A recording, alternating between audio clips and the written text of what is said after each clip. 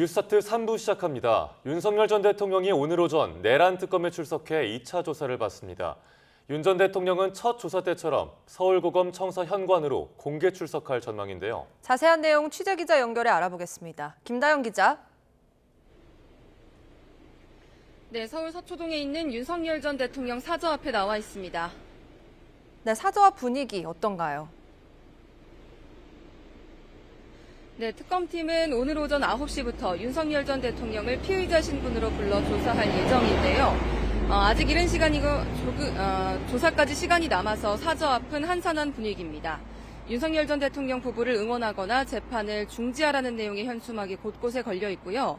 윤 전 대통령 출석 시간이 다가오면 지지자들과 경찰의 움직임도 분주해질 것으로 예상됩니다. 오늘 오후부터는 윤 전 대통령 지지단체가 서울중앙지검이나 서초역 인근에서 집회를 열 예정입니다. 네, 윤 전 대통령은 오늘도 경호처 경호를 받으면서 이동하는 거죠? 네, 윤 전 대통령은 지난 4월 파면됐지만 대통령 경호법에 따라 최장 10년 동안 경호를 받을 수가 있습니다. 이에 따라 오늘도 경호처 차량이 윤 전 대통령 차량 주변에 배치될 것으로 예상됩니다. 윤 전 대통령의 사저와 내란 특검 사무실이 차려진 서울고검이 멀지 않은 만큼 9시가 가까워질 무렵 아파트 출입구를 빠져나갈 것으로 보입니다.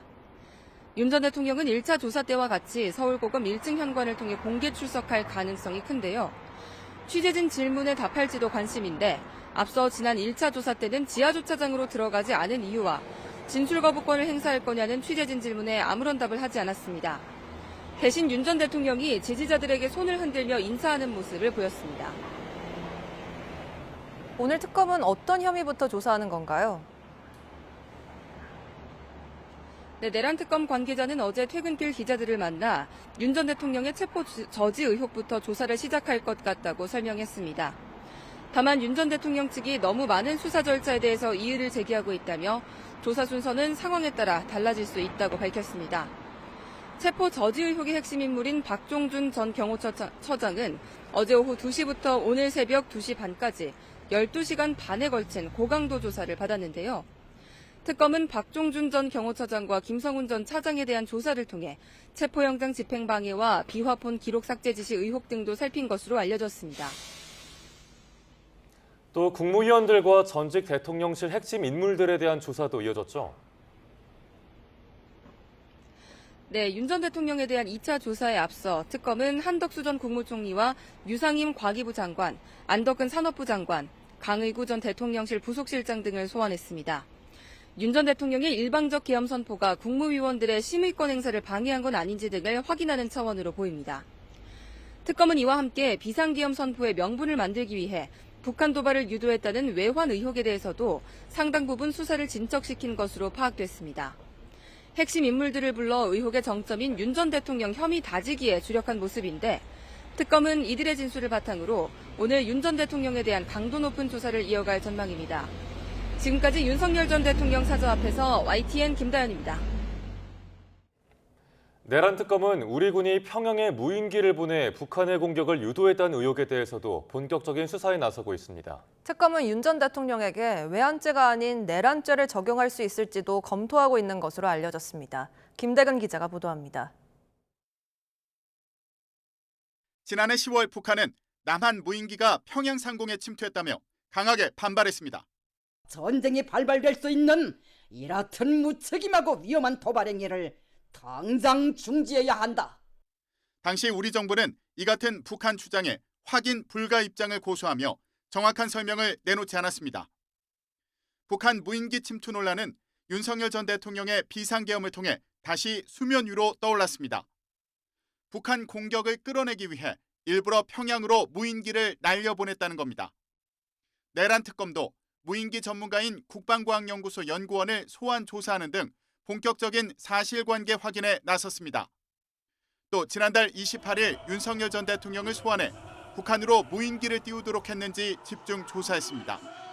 특검은 무인기 도발을 통해 윤 전 대통령이 계엄 선포 명분을 얻으려 한 것은 아닌지 의심하고 있습니다.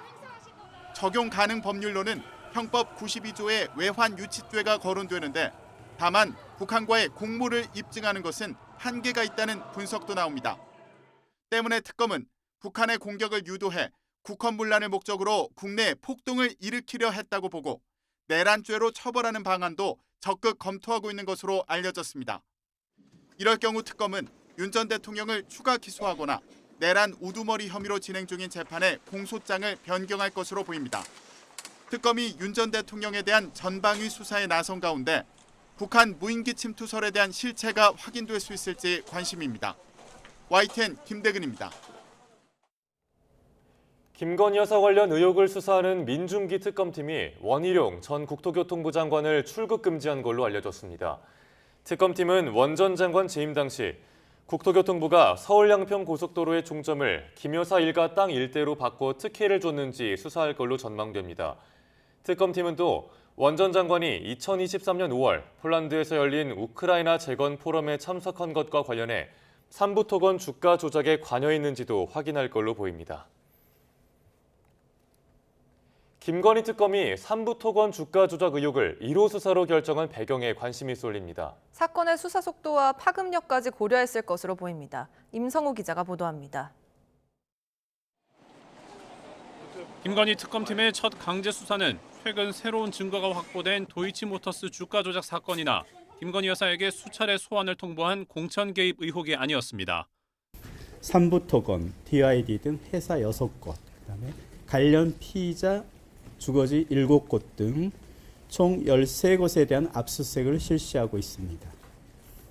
특검팀은 삼부토건 사건이 1호 수사라고 확인하면서 가장 먼저 준비됐고 국민적 관심사도 가장 크다고 설명했습니다. 사건의 핵심은 전 현직 임원들이 우크라이나 재건 사업을 한다며 형식적인 업무 협약을 맺고 주가를 띄워 시세 차익을 봤다는 겁니다. 지난 5월 검찰이 신속한 수사를 위해 금융위가 고발한 사건을 금감원으로 다시 내려보냈지만 의혹의 핵심인 김건희 여사 연루 의혹은 밝히지 못했습니다. 이에 따라 특검은 신속한 압수수색을 통해 증거를 확보해야 할 필요성이 있다고 판단했을 것으로 보입니다. 또 수사 과정에서 삼부토건이 원희룡 당시 장관과 함께 우크라이나 재건 컨퍼런스에 간 배경이나 김 여사와의 연관성이 드러난다면 특검 수사가 국정 운영으로 확대될 수 있는 만큼 파급력이 크다는 점도 영향을 미쳤을 가능성이 있습니다. 여기에 전체 수사 대상의 속도에 편차가 크다는 현실적인 고민이 담겼을 수도 있습니다. 법령상 수사기간이 제한되어 있는 점을 감안하여 수사 종료 시점에는 모든 사건이 균형 있게 마무리되어 의혹이 남지 않도록 최선의 노력을 다하겠습니다. 어느 한 사건을 눈에 띄게 빨리 마무리하지는 않겠다는 기조로 보이는데 김건희 여사 소환 조사가 언제쯤 이뤄질지도 관심입니다. YTN 임성호입니다. 해병 순직 사건을 수사하고 있는 이명현 특검팀은 다음 주부터 이른바 VIP 경로설에 대한 본격 수사에 나섭니다. 오는 7일엔 당시 수사단장에게 경로서를 전달했던 것으로 알려진 김계환 전 사령관을 불러 조사합니다. 염혜원 기자입니다. 최상병 특검팀은 윤석열 전 대통령의 외압 의혹 수사에 박차를 가하고 있습니다. 임성근 당시 해병대 1사단장을 소환한 데 이어 다음 주에는 김계환 전 사령관도 부릅니다. 핵심은 이른바 VIP 경로설입니다. 지난 2023년 7월 31일 대통령실 회의가 끝난 뒤에 이종석 당시 국방부 장관이 대통령실 번호에 전화를 받았고 임 전 사단장이 피의자에서 빠지게 됐다는 의혹입니다. 김계환 전 사령관은 이 과정에서 이런 일로 사단장을 처벌하면 누가 사단장을 하겠느냐며 윤 전 대통령이 경로했다는 말을 박정훈 전 수사단장에게 전달한 것으로 의심받고 있습니다. 대통령의 주최하는 회의에서 경로 사실이 있었던 것으로 보여집니다. 그 내용을 임기훈 대통령실 국방비서관에게 듣고 박정훈 수사단장에게 전달한 거 아닙니까? 방금 의원님께서 말씀하셨던 부분은 제가 공수처의 피의자로 지금 되어 여기 답변 드릴 수 없음을 양해 바랍니다. 저는 해병대 사령관으로부터 분명하게 대통령 경로설에 대해서 들었습니다. 특검팀은 김 전 사령관을 불러 이 전 장관과 대통령실로부터 어떤 지시를 받았는지와 사고 당시 임 전 사단장의 허위 보고 내용 등에 대해 조사할 계획이라고 밝혔습니다. 앞서 특검 조사를 받은 임 전 사단장은 혐의와 관련해 대부분 진술하지 않았고 김 전 사령관도 그동안 국회와 법정 증언에서는 의혹을 모두 부인해왔습니다. 다만 김 전 사령관이 현재는 군에서 전역한 민간인 신분이어서 이전과 다른 증언을 할 가능성이 있다는 관측도 나옵니다. YTN 염혜원입니다. 31조 8천억 원 규모의 이재명 정부 첫 추가 경정 예산안이 재석 의원 182명 가운데 찬석 168명, 반대 3명, 기권 11명으로 국회 본회의를 통과했습니다. 국회는 어제 예산결산특별위원회 소위와 전체회의, 본회의를 잇따라 열어 정부가 제출한 30조 5천억 원보다 1조 3천억 원가량 늘린 추경안을 여당 주도로 의결했습니다. 이재명 정부 중점 사업 가운데 하나인 민생회복 소비 쿠폰 예산은 모두 12조 1,709억 원으로 정부 안보다 1조 8천억여 원 늘었습니다. 국민의힘은 여당이 졸속 심사로 일방적으로 수정안을 만든 데 더해 본회의 시간마저 마음대로 지연시킨다며 반발했고 반대 토론을 맡은 박수민 의원 외 불참을 선언했습니다. 이번에 통과된 이재명 정부의 첫 추경안에는 대통령실과 검찰, 경찰 등 모두 105억 원의 특수활동비 복원이 포함됐습니다. 민주당이 전액 삭감했던 예산이 집권하자마자 부활한 셈인데 국민의힘은 후안 묻히라며 사과를 요구했습니다. 윤웅성 기자가 보도합니다. 지난해 12월 윤석열 정부가 제출한 2025년 예산안에 대해 당시 야당이던 더불어민주당은 대통령실 특수활동비 82억여 원 전액 삭감 방침을 세웠습니다. 비상계엄이 터지기 이틀 전이었습니다. 대통령실 특갈비를 삭감했다고 해서 국정이 마비되지도 않고 검찰 특갈비를 삭감했다고 해도 국민이 피해를 입지 않습니다. 그리고 7개월 뒤 집권여당이 된 민주당은 민생회복 추경안에 대통령실 특활비 41억 원을 넣었습니다. 지난 5월 1차 추경 때 검찰과 감사원의 특정 업무 경비 예산을 부활시킨 데 이어 대통령실도 증액에 나선 겁니다. 예결위 심사 과정에서 이를 발견한 국민의힘은 필요 없다던 특활비를 백지 증액한다니 뻔뻔하기 그지없다면서 전형적인 이중잣대라고 날을 세웠습니다. 지난해 특활비 삭감을 사과하면 추경안 합의를 검토하겠다고 했는데 이를 민주당이 거부하면서 협상이 결렬됐습니다. 특활비 없다고 국정마비 될 일 없으니 아무 걱정 마십시오. 과일값이 부족하다면 제가 제철 과일로 보내드리겠습니다. 샴푸, 초밥, 쇠고기 사실 돈이 없다면 제가 대신 사드리겠습니다. 민주당은 김일성 예산이 쌈짓돈, 떡값처럼 불투명하게 운영돼 삭감됐던 거라고 설명했습니다. 원활한 국정 운영을 위해 특활비는 필요하며 대신 투명성을 보장할 장치를 마련하는 게 전제라고 강조했습니다. 정부가 정상적으로 돌아왔고 대통령실이 잘 일을 할 수 있도록 그런 토대를 좀 마련해 줘야 된다고 생각해요. 그리고 그 전제에서 아까 말씀드렸던 것들은 투명성이라든지 그런 것들을 입증할 수 있는 국민의힘 지도부는 대통령실을 찾아 관련한 항의 서한까지 전달했고 우상호 정무수석은 사과하면서 추경 합의 처리를 당부했습니다. 다수의 힘으로 지금 대통령실 특활비를 증액하겠다는 거 야당을 우롱하고 국민을 무시하는 처사입니다. 저희들의 입장이 바뀌게 된 거에 대해서 국민들에게 죄송하게 생각합니다. 그래서 막상 이제 운영을 하려고 하다 보니까 여러 가지 어려움이 있는 건 사실입니다. 김민석 총리 인준안부터 추경까지 새 정부 출범과 함께한 6월 임시국회는 파열음만 내며 마무리하게 됐습니다. 다음 주 월요일부터 당장 7월 임시국회가 열립니다. 장관 후보자들의 인사청문회에 노란봉투법과 방송산법 등 쟁점 법안 처리가 줄줄이 예정돼 있어 여야 격돌은 더욱 치열해질 전망입니다. YTN 윤웅성입니다. 이재명 대통령은 대통령실 세종 이전 문제를 두고 최대한 빨리 와보도록 하겠다고 밝혔습니다. 이 대통령은 대전 컨벤션 센터에서 대전 지역 주민 간담회를 열고 대통령실을 세종으로 완전히 이전하는 문제는 헌법 개정 사안이어서 쉽지는 않다면서도 이같이 말했습니다. 이어 꽤 오래된 의제이고 지방 균형 발전 측면에서 약속을 지키는 게 옳다며 제2집무실을 지어 대통령이 서울에서 근무하다가 일부는 세종에서 하는 게 가능하다고 언급했습니다. 이 대통령은 간담회 모두 발언에서도 앞으로는 수도권이 아니라 전국이 골고루 발전하는 나라가 돼야 한다며 이제는 균형 발전 전략을 취해야 한다고 강조했습니다. 취임 한 달을 간 넘긴 이재명 대통령이 임기 초반 격이 없는 소통과 통합 행보를 이어가고 있습니다. 대체로 평가가 나쁘진 않은데 이런 노력이 실제 민생 회복의 성과로 이어져야 진정한 의미가 있을 걸로 보입니다. 강진원 기자의 보도입니다. 역대 대통령들의 100일 공식을 깨고 취임 한 달 만에 열린 이재명 대통령의 첫 공식 기자회견. 아래를 내려다볼 수 있는 연단은 없었고 대통령과 기자단 맨 앞자리의 거리는 1.5m에 불과했습니다. 약속 대련이란 오해를 사지 않기 위해 추첨으로 주어진 질문 기회. 이 대통령은 가벼운 농담으로 분위기를 풀었습니다. 제가 원래 굉장히 이런 운이 안 좋은데 그래요? 오늘을 위해서 그동안 운이 안 좋았던 것 같습니다. 로또 이런 게 돼야 되는데요. 대통령실 구내 매점에서 기자들과 이른바 번개 만남을 갖고 예고 없이 대통령실 청사 주변의 식당을 찾기도 했습니다. 민심을 직접 챙기겠다며 연일 이어가는 현장 간담회에선 시민들과 격이 없는 모습을 보여주고 있습니다.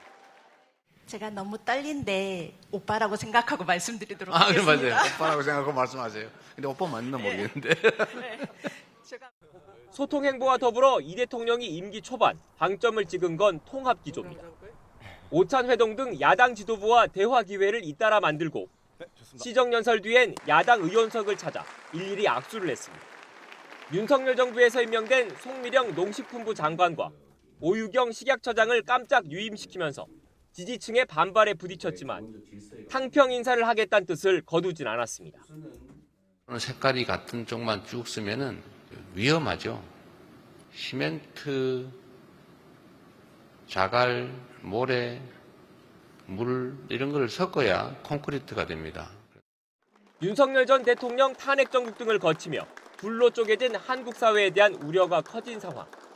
이제는 특정 정당의 대표가 아닌 만큼 모든 국민을 하나로 아우르겠다는 이 대통령의 생각에 보수, 진보할 것 없이 큰 틀에선 공감하는 분위기입니다. 국민은 이 대통령의 통합 기조가 실질적 성과로 이어지길 기대하고 있습니다. 이 대통령이 개혁과 민생 회복이란 두 마리 토끼를 잡을 수 있을진 좀 더 시간을 두고 지켜봐야 할 것으로 보입니다. YTN 강준원입니다. G7 정상회의를 계기로 열리기로 했던 한미 정상회담이 연기되면서 이재명 대통령과 트럼프 미국 대통령의 첫 만남이 언제 이뤄질지 관심인데요. 다음 주로 예정됐던 루비오 미 국무장관의 방한이 취소되면서 한미 정상회담이 예상보다 더 늦어지는 게 아니냐는 관측이 나오고 있습니다. 홍선기 기자가 보도합니다. 다음 주 우리나라를 찾을 예정이던 마코 루비오 미국 국무장관은 방한을 일주일도 남기지 않고 갑자기 일정을 취소했습니다. 루비오 장관이 방한해 한미 정상회담 일정을 조율할 것이라는 전망이었는데 이마저도 함께 미뤄진 겁니다. 한미는 루비오 국무장관의 방한 가능성을 열어두고 협의해 왔으나 미측의 내부 사정상 조만간 방한은 어려울 것으로 보입니다. 다만 한미는 고위급 인사 교류에 대해 앞으로도 지속적으로 협의해 나갈 예정입니다. 정부는 별도 외교 채널을 통해 정상회담 일정을 조율한다는 입장이지만 이달 안 개최도 불투명한 상황입니다. 루비오 장관의 방한 취소가 다른 일정 때문이기도 하지만 한미 정상회담 의제 협의에 진전이 없다는 점도 작용했을 것이라는 겁니다. 특히 트럼프 대통령이 제시한 관세 협상 마감 시한이 다음 주로 다가왔는데 한미 협상 타결 여부가 불투명합니다. 이재명 대통령은 미국과의 관세 협상이 쉽지 않은 상황이라고 직접 밝히기도 했습니다. 관세 협상이 매우 쉽지 않은 건 분명합니다. 지금 그렇다고 해서 7월 8일까지 끝낼 수 있는지도 확언하기 어려워요. 관세 협상 진행 상황이나 결과에 따라 한미 정상회담이 다음 달 이후로 더 늦춰질 가능성도 제기됩니다.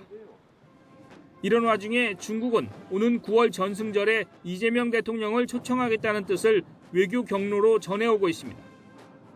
실용 외교를 강조하는 이재명 대통령이지만 한미 회담이 늦어지는 가운데 방중 일정부터 잡기는 부담스러운 상황. 정부는 일단 계획대로 이달 안에 한미 정상회담을 열기 위해 다양한 외교 채널을 통해 미국과의 협의에 총력을 기울일 것으로 보입니다. YTN 홍성기입니다. 상호 관세 유예 시한이 다음 주 초로 다가오면서 미국과의 협상 타결을 위한 각국의 움직임도 분주합니다. 우리 정부도 내일부터 관세 유예 연장을 위한 막판 협상에 나섭니다. 워싱턴 홍상희 특파원입니다. 유럽연합은 미국과 막판 마라톤 협상을 벌이고 있습니다. 마로시 셰프초비치 무역경제안보집행위원이 미국 측과 고위급 회담을 벌이고 있지만 아직 협상의 진전은 없는 것으로 전해졌습니다. 상호관세 유예 종료를 앞두고 EU는 일단 10% 기본 관세를 유지하는 잠정적 무역 합의를 추진하고 있는 것으로 보입니다. 트럼프 대통령이 버릇이 없다며 공개 비판한 일본도 다음 주 초 아카자와 료세이 경제 재생상을 미국에 파견해 8차 협상을 시도할 전망입니다. 여한구 통상교섭 본부장도 주말에 다시 워싱턴 DC를 방문해 그리어 미 무역대표부 대표 등과 만나 막판 협상에 나섭니다. 지금까지 진행된 협의에서 제기된 미국의 요구에 대한 협상안을 제시하고 상호관세 유예를 연장하는 게 목표입니다. 저희가 이번에 가는 목적은 그 마지막 순간까지 최대한 우리가 할 수 있는 최대한의 노력을 하면서 우리한테 가장 유리한 결과를 이끌어내는 거다. 트럼프 대통령이 교역국에 상호 관세율이 명시된 서한을 보내기 시작하며 압박에 나선 가운데 협상 시한이 늘어날 수도 있다는 분석이 나오고 있습니다. 상호 관세 발효 시점을 유예 기한 직후인 오는 9일이 아닌 다음 달 1일이라고 말해 3주 정도 협상 시간을 벌 수 있다는 해석이 나옵니다. They'll start to pay on August 1st. The money will start to come into the United States on August 1st. Okay, in pretty much all cases. 여한구 통상교섭 본부장도 귀국 시기를 정하지 않고 가능한 모든 협상에 임할 계획입니다. 상호관세 유예 기한이 코앞으로 다가오면서 이번 한미 협상이 관세 피해를 줄이기 위한 최대 고비가 될 전망입니다. 워싱턴에서 YTN 홍상입니다. 미국 트럼프 행정부의 관세 정책 영향이 본격화하면서 경상수지가 흑자이긴 하나 불황형 흑자 형태를 나타내고 있습니다. 수출보다 수입이 더 줄면서 흑자 기조를 이어가는 모양새인데요. 하반기 들어 이런 현상이 더 두드러질 것이란 우려가 나오고 있습니다. 류환홍 기자가 보도합니다. 한국 수출의 대표적 효자 품목으로 철강과 함께 미국 트럼프 행정부의 품목 관세 대상으로 지목된 자동차. 지난 4월 수출이 마이너스 4.1%였고 5월에는 마이너스 5.6%로 감소폭이 더 확대됐습니다. 다행히 지난 6월에는 유럽에서 전기차 판매가 늘면서 통관 기준으로 6월 역대 최대 실적을 올리긴 했습니다. 하지만 품목 관세를 피하기 위해 하반기부터 미국 현지 생산이 늘어나면 국내 생산품의 수출은 대폭 감소할 것이란 전망이 나오고 있습니다. 자동차의 경우가 좀 두드러지는데 이제 현지 생산이 이제 확대가 되면은 우리나라에서 이제 미국으로 수출하는 국내 생산이 좀 어느 정도 줄어들 수가 있기 때문에 좀 하반기에는 뚜렷해지지 않을까 이제 그렇게 예상은 됩니다. 지난 5월 기준 경상수지는 101억 4천만 달러로 25개월째 흑자를 달성했지만 내역을 보면 수출은 4개월 만에 감소로 전환했고 국제유가 하락에 원자재 수입 감소폭이 커지면서 흑자가 났습니다. 수출 감소보다 수입 감소폭이 더 커지며 겨우 흑자를 유지한 불황형 흑자 형태였습니다. 경상수지를 집계한 한국은행은 내수 침체 등 대내 요인이 아닌 국제유가와 교육 조건 등 대외 요인에 기인한 것이라며 불황형 흑자란 표현엔 조심스러운 입장을 나타냈습니다. 하지만 중동 위기에도 불구하고 국제유가 하락세는 이어지고 있고 하반기 대미 수출의 먹구름은 더 짙어질 것으로 보여 수입 감소에 기인한 경상수지 흑자 형태는 계속 이어질 것으로 보입니다. 한은은 이달 8일까지 유예된 미국의 상호관세 협상 결과와 품목관세 추가 여부 등 대미 교육 조건 변수가 한국 수출의 재기를 위한 중요한 승부처가 될 것으로 전망하고 있습니다.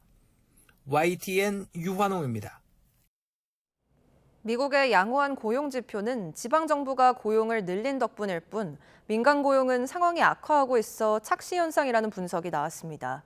트럼프 대통령이 상호관세 발효 시점을 8월로 미룬 것도 고용보다는 관세로 인한 물가 인상에 우선 대비하려는 포석이란 지적입니다. 뉴욕에서 이승윤 특파원입니다. 지난 3일 뉴욕 증시는 대형주 중심의 S&P 500 지수와 기술주 중심의 나스닥 지수가 사상 최고치를 경신하며 환호했습니다. 6월 미국의 피농업 일자리가 전월보다 14만 7천 명 늘며 기대 이상의 호조를 보였기 때문. 하지만 속사정을 들여다보면 6월 고용 증가폭 절반을 지방정부가 차지한 만큼 고용지표 호조는 착시 현상이란 지적이 나옵니다. 특히 투자은행인 JP모건은 민간 취업자 수 증가가 7만 4천 명에 그쳤고 경제활동 참여율과 노동시간 감소는 우려스럽다고 진단했습니다. 고금리 부담과 연방정부의 이민자 단속, 관세 정책의 불확실성 여파로 많은 미국 기업들이 고용을 줄여나가기 때문이란 겁니다. 미국의 중앙은행인 연방준비제도의 제롬 파월 의장은 관세로 노동 공급과 수요가 함께 감소하고 있다고 분석했습니다. 하지만 연준은 고용보다 물가 인상을 더 시급한 당면 과제로 보고 있어 트럼프 대통령의 압박에도 금리 인하에 있어 신중론을 고수하고 있습니다. 시장에서는 관세 정책이 단기적으로 고용보다는 인플레이션에 더 큰 영향을 미칠 것으로 예상하면서 연내 연준의 금리 인하폭 전망을 축소하고 있습니다. 연준은 이번 여름부터 관세에 따른 물가 인상이 본격화할 것으로 내다보고 있습니다. 트럼프 대통령이 독립기념일에 해방의 날 선포했던 상호관세 발효 시점을 8월 1일로 미룬 건 물가 인상에 따른 정치적 부담을 경감하기 위한 움직임으로 풀이됩니다. 뉴욕에서 YTN 이승윤입니다. 정부가 SK텔레콤 해킹 사고로 계약을 해지하는 이용자들의 위약금을 면제해야 한다고 판단했습니다. 과학기술정보통신부는 어제 오후 정부 서울청사에서 SK텔레콤 침해 사고 민관 합동조사 결과를 발표하면서 SK텔레콤 측이 가입자에게 안전한 통신을 제공해야 한다는 의무를 위반했다고 밝혔습니다. 특히 이번 조사 결과 SK텔레콤의 계정정보 관리나 암호화 조치가 부실했고 과거 해킹 사고가 일어났을 때도 관련 대응이 미흡했다고 지적했습니다. 아울러 사고 당시 SK텔레콤은 유심 정보 보호를 위한 서비스를 운영 중이었지만 가입자가 5만 명뿐이었고 모든 복제 가능성을 차단하는 데 한계가 있었다고 판단했습니다. SK텔레콤은 위약금을 면제하라는 정부의 방침을 받아들이겠다고 밝혔습니다. 여기에 더해 통신료를 절반으로 깎아주는 등 이탈을 막기 위한 대책을 쏟아냈지만 등 돌린 소비자를 붙잡을 수 있을지는 불투명합니다. 오동건 기자가 보도합니다. SK텔레콤은 사고가 일어난 지난 4월 18일 기준으로 가입 약정이 남은 가입자 가운데 사고 이후 해지한 경우와 오는 14일까지 해지 예정인 가입자 모두 위약금을 면제해 주기로 했습니다. SK텔레콤은 발표된 조사 결과를 무겁게 받아들이며 시정조치 사항은 물론 재발 방지를 위한 모든 대책을 책임지고 신속히 이행해 나가겠습니다. 또 등 돌린 소비자를 잡기 위해 1조 원대 고객 보상과 정보보호 강화 대책도 내놓았습니다. SK텔레콤과 SKT망을 사용하는 알뜰폰 가입자를 대상으로 8월 통신요금을 반값으로 깎아주고 연말까지 매월 데이터 50기가도 추가로 제공합니다. 정보보호 투자액도 5년 동안 7천억 원 규모로 끌어올려 국내 통신기업 중 최대 수준으로 확대하고 정보보호 전문 인력도 2배로 늘리겠다는 계획입니다. SK텔레콤이 각종 대책을 내놓으며 대응하고 있지만 경찰 수사가 또 다른 변수입니다. 정부는 자료 보존을 명령했는데도 SK텔레콤이 서버 2대를 포렌식 분석이 불가능한 상태로 제출했다면서 수사를 의뢰하겠다고 밝혔습니다. 만약 수사 과정에서 문제가 추가로 드러난다면 소비자들의 실망과 불신은 더욱 커질 수 있습니다. 통신사가 그동안은 모든 통신 서버들은 폐쇄망에 있다라고 하면서 보안에 대해서 맹신을 했단 말이에요. 그런데 절대 그럴 수 없다. 폐쇄망이라는 것은 AI 시대에 존재하지 않는다. SK텔레콤이 각종 대책으로 가입자 이탈 방어에 나서고 있지만 최악의 유심 해킹 사태로 실망한 소비자의 신뢰를 온전히 회복할 수 있을지는 미지수입니다. YTN 오동건입니다. 수도권 주택담보대출 한도를 6억 원까지 묶는 고강도 대출 규제가 나온 지 일주일이 지났습니다. 가계대출 폭등세는 잠잠해졌지만 까다로워진 대출 심사에 대출 수요자들의 혼란과 갑갑함은 여전했습니다. 손효정 기자입니다. 서울의 한 시중은행 영업점입니다. 2시간 동안 대출 상담을 받으러 온 고객은 단 4명. 신규 대출이 가능한지, 기존 대출을 연장할 수 있는지 문의가 이어졌고 대다수는 소득 없이 발길을 돌렸습니다. 휴가까지 내고 은행을 찾았지만 6.27 대책 일주일 만에 높아진 대출 문턱에 일단 기다리라는 답만 들을 수 있었습니다. 우선 상황에 따라서는 상환을 해야 될 수도 있을 것 같은데 이게 상환을 어떻게 해야 될지 약간 좀 막막한 면이 있습니다. 그렇죠. 일주일만 빨랐으면 괜찮았을 텐데. 네. 고강도 대출 규제 이후 기존 대출자들의 문의가 간간히 이어질 뿐 신규 상담 자체는 줄어들었다는 게 시중은행들의 설명입니다. 제도가 워낙 막혔기 때문에 수로 와봤자 안 되는 게 많잖아요. 거의 진행됐던 분들, 이런 분들이 유선으로 일단 먼저 문의를 하고 실제 무서운 속도로 불어났던 가계대출의 상승세는 일주일 새 꺾였습니다. 7월 3일 기준 시중은행 5곳의 가계대출 잔액은 755조 1,865억 원으로 규제 시행 이후 하루 평균 1,170억 원 늘어나는 데 그쳤습니다. 올해 들어 최대 증가폭을 기록한 지난달과 비교해보면 3분의 1 수준입니다. 갑작스러운 규제 강화에 실거주를 위해 전세금을 돌려줘야 하는 집주인이나 신생아가 있는 사람들이 대출이 가능한지 묻는 온라인상의 문의도 끊이지 않습니다. 6억 대출 상한선에 10억 이하 수도권 주택 가격이 풍선 효과로 오를 거라는 관측이나 집값이 잡히지 않으면 결국 세금까지 건드릴 거란 걱정도 나왔습니다. 전격적인 규제로 아직 현장의 혼란은 여전한 상황, 정부가 추가 규제 가능성까지 열어둔 가운데 가계대출이 안정세에 접어들 수 있을지 주목됩니다. YTN 손유정입니다. 연일 폭염이 이어지면서 야외에서 일하는 현장 노동자들은 고충을 토로하고 있습니다.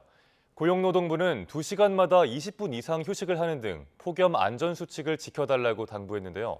노동계에서는 권고사항이 아닌 제도적 울타리가 필요하다고 주장했습니다. 오승훈 기자가 보도합니다. 한여름 더위 속에 쉴 새 없이 뛰어다니고 계단을 오르내립니다. 택배 상자를 배송하다 보면 어느새 얼굴은 땀범벅이 됩니다. 쉴만한 장소가 있는 것도 아니고 또 쉴만한 여력이 있는 게 아니다 보니까 이제 그런 게 좀 많이 어렵습니다. 가만히 서 있어도 땀이 송글송글 맺히는 날씨인데요. 제가 지금부터 택배 상자를 들고 올라가 보겠습니다.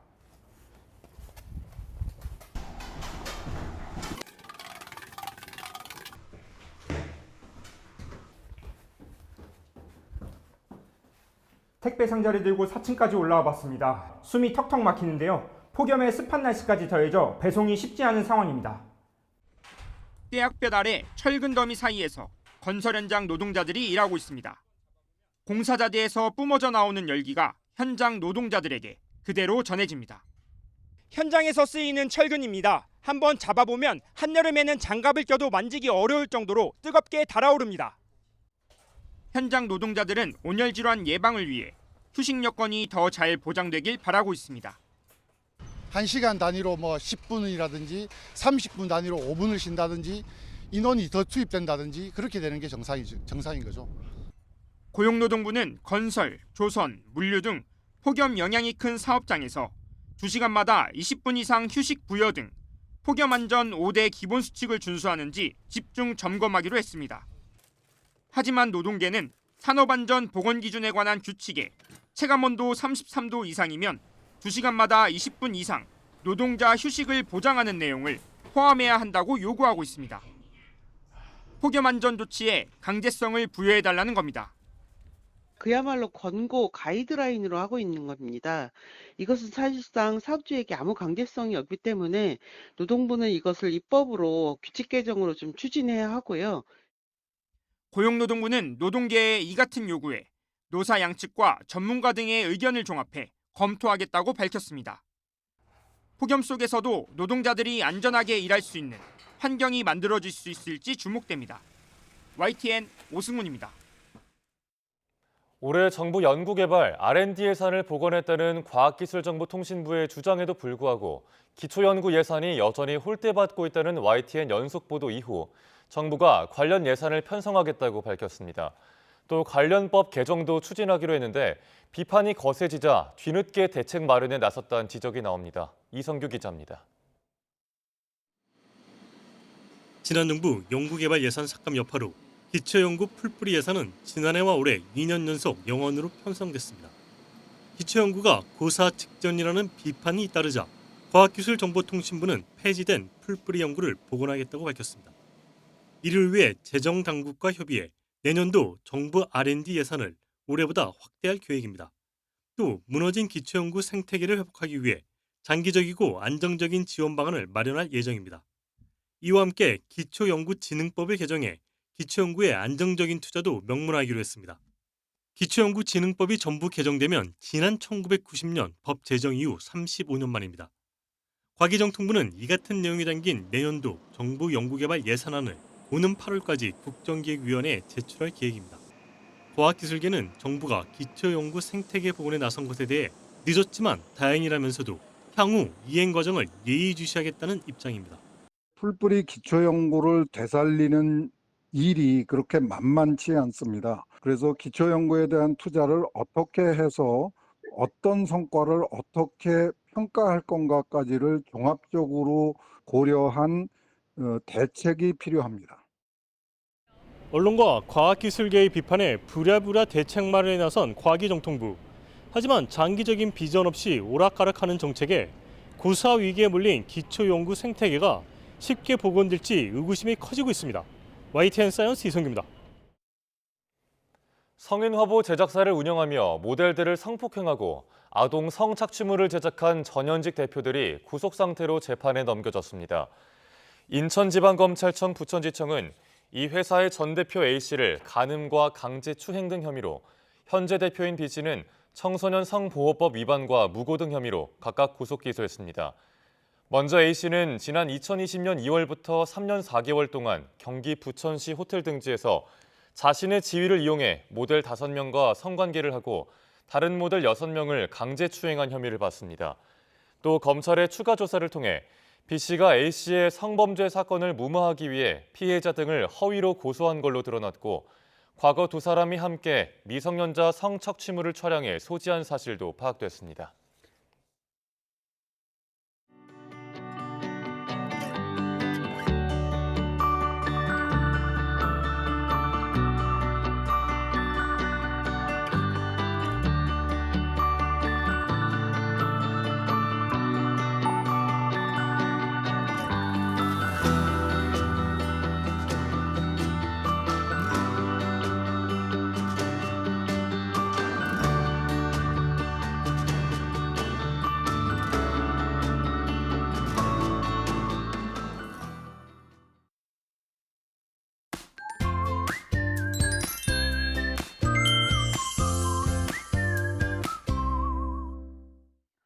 더위가 밤낮을 가리지 않고 있습니다. 경기 동부와 영동, 충청과 남부 곳곳에는 폭염경보가 내려져 있습니다. 오늘 밤사이도 곳곳에 열대야가 나타나고 있습니다. 현재 서울의 기온이 26.2도, 청주도 26.2도, 강릉은 29.6도까지 올라 있고요. 낮에도 무더위가 이어집니다. 서울이 31도, 청주 34도, 대전 33도, 대구는 36도까지 오를 것으로 보입니다. 낮 동안 볕이 강하게 내리쬐면서 자외선도 강합니다. 충청 이남을 중심으로는 자외선 지수가 매우 높은 수준까지 오르겠습니다. 목이 마르지 않더라도 물을 자주 마시고 볕이 강한 시간대에는 외출을 자제하시는 게 좋겠습니다. 오늘 오전까지 수도권과 강원도는 빗방울이 예상됩니다.